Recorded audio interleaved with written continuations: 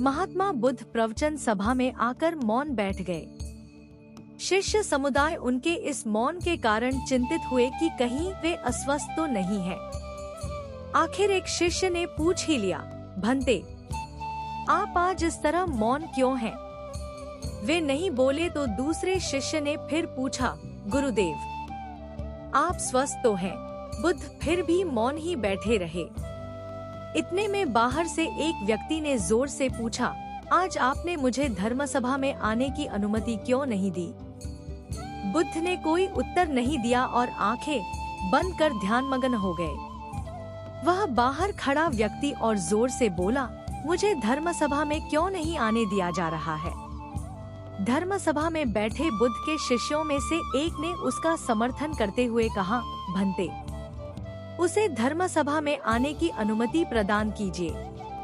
महात्मा बुद्ध ने आंखें खोली और बोले, नहीं, उसे अनुमति नहीं दी जा सकती है क्योंकि वह अछूत है। अछूत? मगर क्यों? सारे शिष्य सुनकर आश्चर्य में पड़ गए कि भंते यह छुआछूत कब से मानने लग गए। महात्मा बुद्ध ने शिष्य समुदाय के मन के भावों को ताड़ते हुए कहा, हाँ, वह अछूत है। वह आज अपनी पत्नी से लड़ कर आया है। क्रोध से जीवन की शांति भंग होती है। क्रोधी व्यक्ति मानसिक हिंसा करता है। इस क्रोध के कारण ही शारीरिक हिंसा होती है। क्रोध करने वाला अछूत होता है क्योंकि उसकी विचार तरंगे दूसरों को भी प्रभावित करती हैं। उसे आज धर्मसभा से बाहर ही रहना चाहिए।